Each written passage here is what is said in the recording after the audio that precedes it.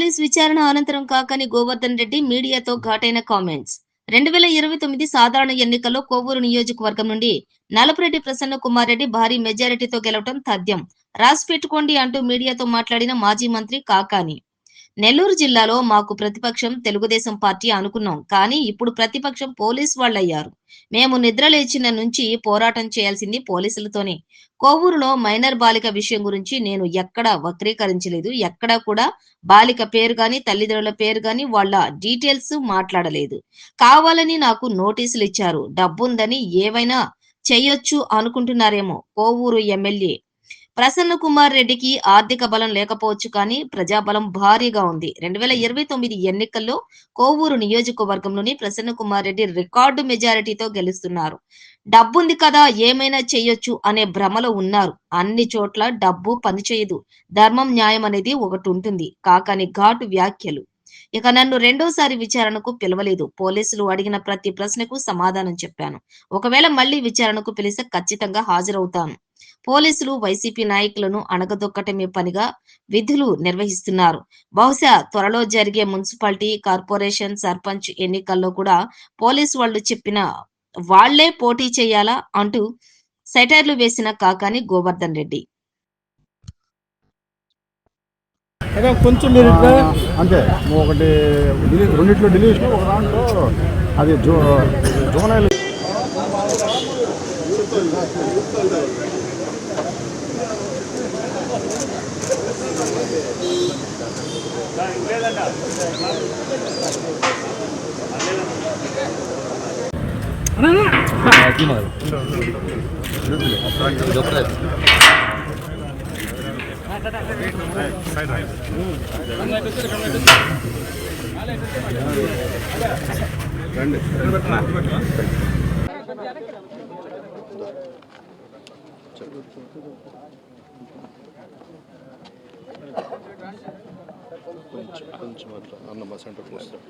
సరిపోద్దా? సర్దుకుంటారా?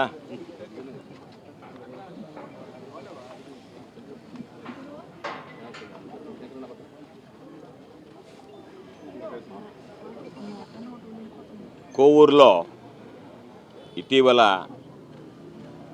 గుమ్మళ్ళ దెబ్బ కాలనీలో ఒక మైనర్ బాలిక మీద అఘాయిత్యం జరిగింది. దానికి సంబంధించి ఆ తర్వాత ఆ బాలిక మృతి చెందడం, ఆ రోజు ప్రసన్న అన్న అందుబాటులో లేకపోవడం, సమీప బంధువుకు సంబంధించినటువంటి ఆయన చనిపోవడంతో ఆ కార్యక్రమంలో పాల్గొనవలసి ఉన్నందున ఆయన కోరిక మీదటగా నేను అక్కడ ఉన్నటువంటి స్థానికంగా ఉన్నటువంటి వైఎస్ఆర్ కాంగ్రెస్ పార్టీ నాయకులు కలిసి ఆ కుటుంబాన్ని పరామర్శించడానికి అక్కడికి వెళ్ళడం జరిగింది. మేము వెళుతున్నటువంటి నేపథ్యంలో కొంతమంది తెలుగుదేశం పార్టీకి సంబంధించినటువంటి వాళ్ళు మమ్మల్ని అడ్డుకోవాలనేటువంటి ప్రయత్నం చేయడం, వేటిని మేము లెక్క చేయకుండా నేరుగా బాధిత కుటుంబాన్ని పరామర్శించి రావడం జరిగింది. ఎక్కడా కూడా పోక్సో చట్టం గురించి అవగాహన ఉన్నటువంటి వాళ్ళం, ఎక్కడా కూడా నేను కానీ ఆ తర్వాత వెళ్ళి పరామర్శించినటువంటి ప్రసన్న అన్న కానీ ఎప్పుడు కూడా ఆ బాలిక పేరు కానీ తల్లిదండ్రులు కానీ కొన్ని ఛానళ్ళు రాశాయి, బాలిక పేరు ఉటంకించారు, ఆ బాలిక తల్లిదండ్రుల గురించి మాట్లాడారు, దాని ద్వారా ఆ కుటుంబం తెలిసిందని చెప్పి నేను ఆ ఛానల్కి ఛాలెంజ్ విసురుతున్నా. ఎక్కడన్నా నా నోటి గుండా ఆ బాలిక పేరు కానీ లేదా ఆ బాలిక తల్లిదండ్రుల పేరు కానీ లేదా వాళ్ళని గుర్తించేటువంటి అంశం కానీ మాట్లాడామా అంటే కొన్ని ఛానళ్ళు ఏ విధంగా తయారయ్యారంటే పచ్చ కళ్ళజోళ్ళు పెట్టుకొని అంత పచ్చంగా కనపడుతుంది కాబట్టి పచ్చంగా చూపించేటువంటి ప్రయత్నం చేయడం తప్ప ఎక్కడన్నా ఇప్పుడు మాట్లాడనటువంటి విషయాలు. కాబట్టి దాని మీద వెళ్ళాం. వాళ్ళ ఇంటి ముందు మాట్లాడలేదు, ఎక్కడా మాట్లాడలేదు, నేరుగా బయట వచ్చేసాం. అసలు ప్రెస్ మీటే పెట్టలేదు. నేను పోలీసులు కూడా అదే విషయం చెప్పాను, ప్రెస్ మీటే పెట్టలేదు. మీడియా అడిగినటువంటి ప్రశ్నలకు సమాధానం చెప్పాం. ప్రెస్ మీట్కి మీడియా అడిగేదాని వివరణకు కూడా తేడా తెలియకుండా ఈరోజు కొంతమంది మాట్లాడుతున్నారు. మేము ఎక్కడా ప్రెస్ మీట్ పెట్టలేదు. ప్రెస్ మీట్ అంటే నేను పిలిచి మాట్లాడడం. పరామర్శించి వెళ్ళేటప్పుడు అక్కడ ఉన్నటువంటి మీడియా అడిగినటువంటి కొన్ని ప్రశ్నలకి మేము సమాధానం చెప్పడం జరిగింది. అయితే ఈరోజు మాకన్నా ముందు ఆ బాలికకి సంబంధించి చనిపోయిన వెంటనే ఎవరైతే అధికార పార్టీకి సంబంధించినటువంటి శాసనసభ్యురాలు ఉందో, అధికార పార్టీకి సంబంధించినటువంటి వక్ఫ్ బోర్డు చైర్మన్ ఉన్నారో, వీళ్ళు ముందుగానే స్టేట్మెంట్ ఇచ్చారు. గంజాయి మత్తులో ఇటువంటి అఘాయిత్యాలు జరుగుతున్నాయి, కాబట్టి గంజాయి మత్తులో జరిగేటువంటి ఇటువంటి అఘాయిత్యాలకి త్వరలోనే మేము అన్ని రకాలైనటువంటి చర్యలు తీసుకుంటామని చెప్పడం జరిగింది. మేము దానిని ఆ రోజు ప్రశ్నించాం, ఈరోజు ప్రశ్నిస్తున్నాం. ఎప్పుడు తీసుకుంటారు? చంద్రబాబు నాయుడు గారు ఏం చెప్పాడు? 3 నెలల లోపల ఈ రాష్ట్రాన్ని గంజాయి రహిత ఆంధ్ర రాష్ట్రంగా మార్చేస్తామని చెప్పాడు. ఇప్పటికి ఎన్ని రోజులైంది? దాదాపుగా ఈ సంఘటన జరిగేటప్పటికి 19 నెలలు, ఈ రోజుకి 20 నెలలు. అయితే ఈరోజు కుప్పల తెప్పలుగా గంజాయి దొరుకుతుందని నిద్రలేస్తే నెల్లూరు సెంట్రల్ జైలు మొత్తం, ఆ విజయవాడలో ఉన్నటువంటి యువత మొత్తం గంజాయికి బానిసలు అయ్యారని చెప్పి రోజు తీసుకొచ్చి వ్యానుల్లో బస్సుల్లో తరలిస్తున్నారు. ఇక్కడికి వ్యానుల్లో బస్సుల్లో ఇక్కడి నుంచి తరలించకపోయి అక్కడ వాళ్ళందరూ కోర్టు ముందు హాజరవుతున్నారు. అటువంటి పరిస్థితుల్లో ఈ రాష్ట్రంలో గంజాయి విచ్చలవిడిగా ఉంది. దానికి సంబంధించినటువంటి హత్య జరిగింది, ఈ అఘాయిత్యం జరిగింది అని చెప్పి స్పష్టంగా ఉన్నటువంటి తెలుగుదేశం పార్టీ నాయకులు పేర్కొనడం జరిగింది. వాళ్ళని విడిచిపెట్టి వాళ్ళతో సంబంధం లేకుండా నాకొక్కడికే నోటీసులు ఇచ్చారు. అంటే ఈ ప్రభుత్వం నిందితుల పట్ల ఎవరైతే ఉన్నారో ఉదాసీనంగా వ్యవహరించి వాళ్ళ కొమ్ము కాస్తూ బాధితుల పట్ల ఈరోజు ఇబ్బంది పెట్టేటువంటి పరిస్థితి. ఎందుకంటే ఇటువంటి దుర్ఘటనలు, ఇటువంటి సంఘటనలు ఎన్నడూ చూడలేదు మనం. ఏ రోజైనా నెల్లూరు జిల్లాలో ఇళ్ల మీద దాడులు ఎప్పుడన్నా చూసామా? అటువంటి సంఘటనలు ఈరోజు మనం చూస్తున్నాం. కాబట్టి మేము ఆ రోజు చెప్పాం, దాని మీద నాకు నోటీసులు ఇచ్చి రమ్మన్నారు. ఒకరోజు వస్తామంటే మళ్ళీ వద్దన్నారు. మరలా రెండోసారి నోటీసులు ఇచ్చారు. మళ్ళీ మా దగ్గరికి వచ్చి వివరణ తీసుకుంటామన్నారు, వివరణ తీసుకోలేదు. మరలా మొన్న రమ్మన్నారు 24వ తేదీ జగన్మోహన్ రెడ్డి గారి ప్రోగ్రాం. ఆ రోజు కొన్ని పనులు ఉండడంతో ఈరోజు వస్తామని చెప్పి 27వ తేదీ నేను, ప్రసన్న, మాతో పాటు మాకు సంబంధించినటువంటి వైఎస్ఆర్ కాంగ్రెస్ పార్టీ నాయకులు, కార్యకర్తలు అందరం కలిసి రావడం జరిగింది. విచిత్రం ఏమిటంటే మేము ప్రజల్లో ఉండేటువంటి వాళ్ళం, ప్రజలతో మమేకమై ఉండేటువంటి వాళ్ళం. నిత్యం అధికారం ఉన్నా, ప్రతిపక్షంలో ఉన్న ప్రజల పక్షాన ఉండేటువంటి వాళ్ళం, నేను కానీ ప్రసన్న కానీ.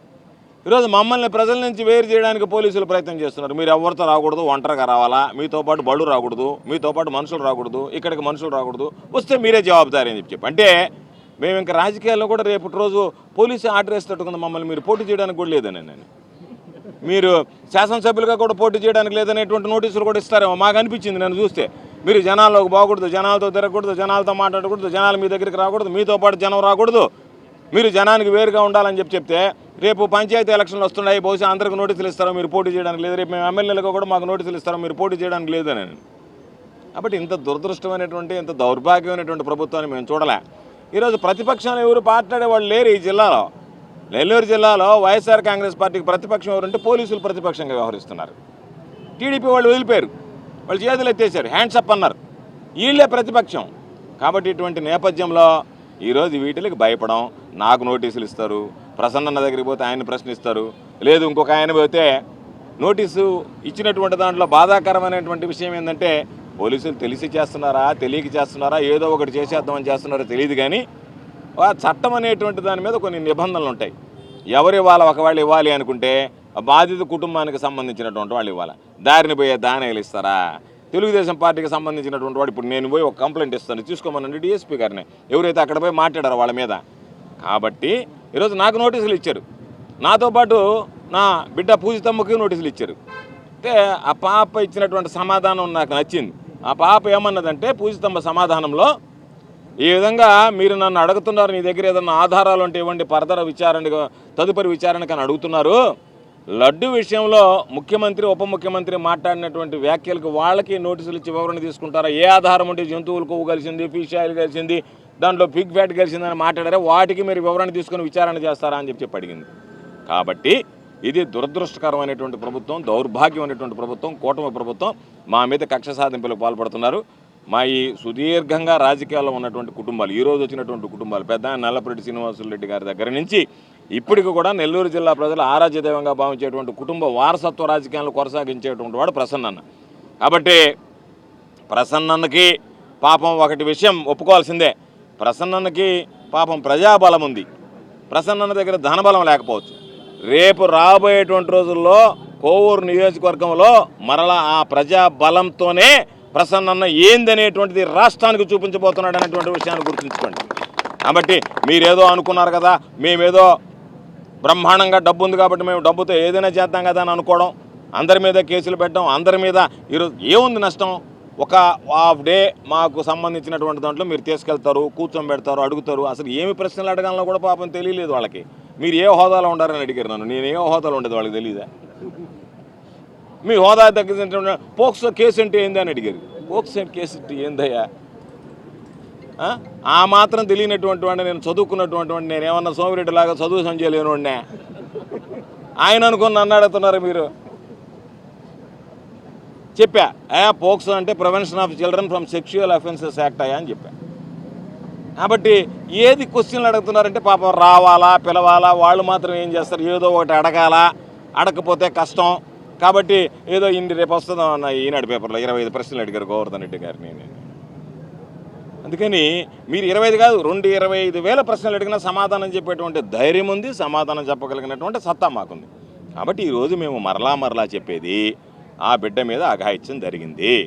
ఆ జరిగినటువంటి విషయంలో పోలీస్ యంత్రాంగం కానీ అధికార యంత్రాంగం కానీ నిర్లక్ష్యంగా వ్యవహరించిందని చెప్పి వాళ్ళ తండ్రి ఇచ్చినటువంటి స్టేట్మెంట్ ఏదైతే ఉందో అది కూడా మేము పోలీసులకు అందజేశాం. కాబట్టి మీరు అఘాయిత్యం జరిగినటువంటి విషయాన్ని పట్టించుకోకుండా దాని మీద బిడ్డ పాపం ఆసుపత్రిలో సరైనటువంటి వైద్యం అందించకుండా ఈరోజు చావుకి ప్రభుత్వం కారణమైందని చెప్పి మేము మాట్లాడాం. మరలా కూడా చెప్తున్నాం, అదే విషయాన్ని ఉటంకిస్తున్నాం. దాని మీద మీరు గంజాయిని అరికట్టండి, ఇటువంటి సంఘటనలు జరగకుండా తీసుకోండి, ఇటువంటి సంఘటనలు పునరావృతం కాకుండా చేపట్టండి. నేను ఉదాహరణ కూడా చెప్పా, చెముడుగుంటలో ఇటువంటి సంఘటన జరిగింది. ఒక బాలికకి తీసుకెళ్ళి ఒకడు బలవంతంగా బాత్రూంలో ఉండేటువంటి యాసిడ్ తాగించినప్పుడు ఆ బాలిక చావు బతుకుల మధ్య ఉంటే ఆ రోజు జిల్లా కలెక్టర్ గారితో మాట్లాడాం. జిల్లా కలెక్టర్ గారు వెంటనే నెల్లూరు హాస్పిటల్లో చేర్పించాడు. ఒక 50,000 రూపాయలు చేతుల్లో పెట్టాడు ఖర్చులకు. ఆ అమ్మాయికి సంబంధించినటువంటి వైద్యం మేము భరిస్తాం, జిల్లా అధికార యంత్రాంగం భరిస్తుంది, కలెక్టర్ గారు భరిస్తానని చెప్పాడు. ఆ తర్వాత పరిస్థితి విషమించింది. జగన్మోహన్ రెడ్డి గారికి చెప్పాం, జగన్మోహన్ రెడ్డి గారు ఖర్చులకు 5 లక్షల రూపాయలు వాళ్ళ చేతిలో పెట్టండి, ఆ బిడ్డకి ఎంత అవసరమైతే అంత మెడ్రాస్ అపోలో హాస్పిటల్లో చూపించండి అని అంటే మెడ్రాస్ అపోలో హాస్పిటల్కి ఆ బిడ్డను తరలించి 30 లక్షల రూపాయలు ఖర్చు పెట్టాం. దురదృష్టవశాత్తు ఆ బిడ్డ బ్రతకలేదు, అది వేరే విషయం. 30 లక్షలు ఖర్చు పెట్టి మేలైనటువంటి ఆ వ్యవస్థను అందించాం. దాంతోపాటు ఆ బిడ్డ చేతిలో 5 లక్షల రూపాయలు ఆ రోజు సాయంకాలమే ఆ బిడ్డ చేతిలో కలెక్టర్ గారు నేను వెళ్ళి చెక్కు పెట్టడం పడింది ఆ బిడ్డ తల్లి చేతిలో. కాబట్టి ప్రభుత్వం అంటే ఏ విధంగా ఉండాలా, పరిపాలన ఏ విధంగా ఉంది, మీకు చేత కాకపోతే జగన్మోహన్ రెడ్డి గారి పరిపాలన చూసి నేర్చుకోండి. అంతే తప్ప ఈరోజు మేము మాట్లాడితే మాకు నోటీసులు ఇస్తే ఏమి లాభం? జరిగినటువంటి ఆ బిడ్డను ఏమన్నా మీరు తెచ్చేయగలరా? ఆ బిడ్డ చనిపోవడానికి కారణం ఎవరు? ప్రభుత్వం కాదా? అక్కడ ఉన్నటువంటి వాళ్ళని ఎందుకు మీరు ప్రోత్సహిస్తున్నారు? ఈరోజు నేను 3 నెలల లోపల గంజాయి రహిత ఆంధ్ర రాష్ట్రాన్ని చేస్తానన్నారు. ఇంతకుముందు పట్టణాలు మెడ్రాసు, హైదరాబాద్ లాంటి మహానగరాల్లో ఉండేది. హైదరాబాద్ నుంచి చిన్నగా జిల్లా హెడ్ క్వార్టర్స్కి వచ్చింది చంద్రబాబు ముఖ్యమంత్రి కాగానే. ఇప్పుడు చంద్రబాబు నాయుడు 20 నెలల పాలనలో దాన్ని తీసుకొచ్చి గ్రామాలకు పాకించాడు, మండలాలు గ్రామాల స్థాయికి వచ్చేసాయి. కాబట్టి వాటిని నివారించడానికి ఏమైనా చర్యలు తీసుకోవాలి, ఇటువంటివి జరగకుండా ఏ విధంగా ఉండాలనేటువంటి ఆలోచన లేకుండా పాపం పోలీసులు మాత్రం ఏం చేస్తారు? ఈరోజు పాపం వాళ్ళందరికీ డ్యూటీ, నేను వచ్చిన దానికి డ్యూటీ. ఆడెవడన్నది అనుకుంటే వీళ్ళు పోయే పని లేకపోయినా ఇక్కడ వీడంతసేపటికి గోవర్ధన్ రెడ్డి, ప్రసన్న కుమార్ రెడ్డితో పాటు ఊరు రాకూడదు, వాళ్ళని నిరోధించాలా, వాళ్ళని కట్టడి చేయాలని చెప్పి 6 మంది సిఐలు, 10 మంది ఎస్ఐలు, 100 మంది పోలీసులు, ఆ మహిళా కానిస్టేబుల్ పాపం ఉండేటువంటి మహిళలందరినీ ఆపడానికే ఈ పనుల్లో ఉంటుంది. మీరు అక్కడ ఏదైనా ఆగాయిత్యం జరిగితే పోయే టైం ఏడుంది? పోయడానికి మీకు ఏదైనా పెడితే మాకు మెన్ లేదంటే మెన్ ఎట్టుంటుంది? మమ్మల్ని ఇబ్బంది పెట్టడానికి, మమ్మల్ని తీసుకురావడానికి, మా చుట్టూ తిరగడానికి, ఏదన్నా పాపం మేము ఫ్లెక్సీలు కడితే ఇప్పించడానికి, తెలుగుదేశం వాళ్ళు ఫ్లెక్సీలు కట్టకపోతే మీరు దగ్గర ఉండి కట్టించడానికి ఈ పనుల్లో ఉంటుంది. మీరే మీ పని అది అయిపోయింది కదా, శాంతి భద్రతలు అనేటువంటివి పక్కదారి పట్టిపోయాయి. కాబట్టి మేము మీకు ఒకటే చెప్తున్నాం, ప్రసన్న నేను ఏదైనా నిలబడి చెప్తున్నాం, మేము మీరు అనుకుంటున్నట్టుకుండారు ఏదో పాపం నోటీసులు ఇస్తే దాని మీద ఏదో మేము భయపడి దానికి సంబంధించి ఇంకా నోరెత్తము అని చెప్పి మీ ఆలోచన ఉన్నట్టుకుంది. మీ ఆలోచనకు మా సమాధానం, మీరు నోటీసులు ఇచ్చినా ఏమిచ్చినా ఈ ప్రభుత్వం చేసేటువంటి తప్పులను ప్రశ్నిస్తూనే ఉంటాం తప్ప మీరు చెప్పేటువంటి నోటీసులకి ఈ ప్రభుత్వానికి మేము భయపడము. కాబట్టి మేము దేనికైనా సరే ఎదుర్కోగలిగేటువంటి వాళ్ళం. మీకు సంబంధించినటువంటి ఈ దేశంలోనే ఎక్కడా లేనటువంటి ఒక అరాచకమైనటువంటి పాలన ఈరోజు రాష్ట్రంలో తయారైంది. ఈ రాష్ట్రంలో ఏం జరిగినా, ఈ జిల్లాలో ఏం జరిగినా మా గణం ఆ బాధిత కుటుంబాల పక్షాన నిరంతరం వినిపిస్తూనే ఉంటామని చెప్పి ఈ సందర్భంగా తెలియజేస్తూ ఈరోజు విచారణకు సంబంధించి మరలా విచారణకు రమ్మన్నా వస్తాం, మరలా విచారణకు సహకరించమన్నా సహకరిస్తాం, ఎన్నిసార్లు రమ్మన్నా వస్తాం, ఎన్ని కేసులు పెట్టుకున్నా ఆ కేసులను ధీటుగా ఎదుర్కొంటాం. న్యాయస్థానాల్లో మమ్మల్ని ఇబ్బంది పెడుతున్నారు, మా వాళ్ళని ఇబ్బందులు పెడుతున్నారు, కింద స్థాయి వాళ్ళని కొడుతున్నారు, స్టేషన్లకు పిలిచి గంటలు కూర్చోబెడుతున్నారు, అనేక రకాలైనటువంటి అవమానాలు పాలు చేస్తున్నారు. ఏటికి భయపడం. నిన్న జగన్మోహన్ రెడ్డి గారు నెల్లూరు పర్యటనకు వస్తే, ఆయన ఏదో ఒక ప్రైవేటు కార్యక్రమానికి వస్తే మేము ఎవరిని పిలవలేదు, ఘనంగా స్వాగతం పలుకుతామని చెప్పిన తప్ప మీరు తరలిరండి అని కూడా మెసేజ్ ఇవ్వలేదు. అయినా వేలాది మందిగా తరలి వచ్చి జగన్మోహన్ రెడ్డి గారిని నిన్న రిసీవ్ చేసుకున్నటువంటి విధానం ఈరోజు చూస్తే దాన్ని తట్టుకోలేక కొన్ని పత్రికల్లో జగన్మోహన్ రెడ్డి గారు వస్తే అంతమంది జనం రావాలన్నా అంటే అది వాళ్ళ అభిమానం. నువ్వు నేను చెప్తే ఆగుతారా? ఓ పత్రికలు రాశారు జగన్మోహన్ రెడ్డి గారు ఎప్పుడులాగానే జనం వచ్చేసారని. జగన్మోహన్ రెడ్డి గారు వస్తే జనం వస్తారు, జనం జగన్మోహన్ రెడ్డి గారితో మమేకమై ఉంటారు. జగన్మోహన్ రెడ్డి గారు జనం వస్తే నీకేందబ్బా కడుపు మంట? నాకు అర్థం కాలేదు. అంతలా ఆర్టికల్ రాసి పెట్టినారు. ఆర్టికల్ చదివిన నేను మొత్తం ఆ ఆర్టికల్ అంతా కడుపు అంటే ఏంటంటే జగన్మోహన్ రెడ్డి గారు వస్తే జనం వచ్చారని. జనం వచ్చినందువల్ల మీకు నష్టం ఏంది? అదే గ్రాండ్ ట్రంక్ రోడ్ కాదు అది, కనుపర్తిపాడుకు పోయే రోడ్డు, ఊరు పోరు, అక్కడ జనాలకు ఇబ్బంది లేదు. ఆయన వీలైనంత వరకు త్వరగానే పాపం ఎవరికి ఇబ్బంది ఉండకూడదని పర్యటన ముగించుకొని వెళ్ళిపోయాడు. కాబట్టి జనంతో మమేకమైనటువంటి వాళ్ళం, అధికారంలో ఉన్నా ప్రతిపక్షంలో ఉన్నా నిత్యం ప్రజల పక్షాన నిలబడి మాట్లాడేటువంటి వాళ్ళం. తప్పనిసరిగా అదే పంతాన్ని కొనసాగిస్తాం తప్ప ఎక్కడా కూడా రాజీ లేనటువంటి పోరాటం చేస్తాం. ఇటువంటి కేసులకు భయపడం. మరలా చెప్తున్నాం, గుమ్మల దెబ్బ మైనర్ బాలిక విషయంలో ప్రసన్న నాయకత్వంలో, ప్రసన్న ఆధ్వర్యంలో ఆ కుటుంబానికి న్యాయం జరిగే వరకు కూడా వైఎస్ఆర్ కాంగ్రెస్ పార్టీ పోరాటాన్ని కొనసాగిస్తుందని ఈ సందర్భంగా తెలియజేస్తాను. నన్ను విచారణలో ఇబ్బంది పెట్టే వాళ్ళు ఎవరు ఉండరు, కానీ ఆ పరిస్థితి లేదు నాకు. కాకపోతే అడిగినటువంటి ప్రశ్నలకు సమాధానం చెప్పడమే. ఏ ప్రశ్నకైనా సమాధానం చెప్పగలను, నేను ఇబ్బంది పడేవాడిని కాదు ప్రశ్నలకి. ప్రశ్నలు వాడు నాకు వేసే ప్రశ్నకు వాళ్ళు ఇబ్బంది పడాలి తప్ప నేను వాళ్ళకి ఏ ప్రశ్న అయినా సమాధానం చెప్పగలను, దాని గురించి ఇబ్బంది ఏం లే. కాకపోతే మరలా అవసరమైతే పిలుస్తారు కదా, నోటీస్ ఇవ్వాలి కదా, నోటీస్ ఇవ్వాలా, పిలవాలా, మళ్ళీ అందరిని పోలీసు వాళ్ళందరూ ఖాళీగా ఉన్నప్పుడు కదా పిలవాలి పాపమా. ఎందుకంటే కోటప్పకొండకు పోయినా ఉన్నారు మొన్న, అట్లా లేకుండా ఎందుకంటే జనాలు వస్తే వాళ్ళందరూ హ్యాపీ రోజు చూసుకొని కదా పిలవాలా. అందుకని చెప్పి నోటీస్ ఇస్తే పిలుస్తాం, పిలిస్తే వస్తాం. ఎప్పుడు వచ్చినా దానికి సంబంధించి సమాధానం చెప్పడానికి సిద్ధంగా ఉన్నాం. ఏం జరిగింది? ఏం మాట్లాడలేదా? Right, thank you.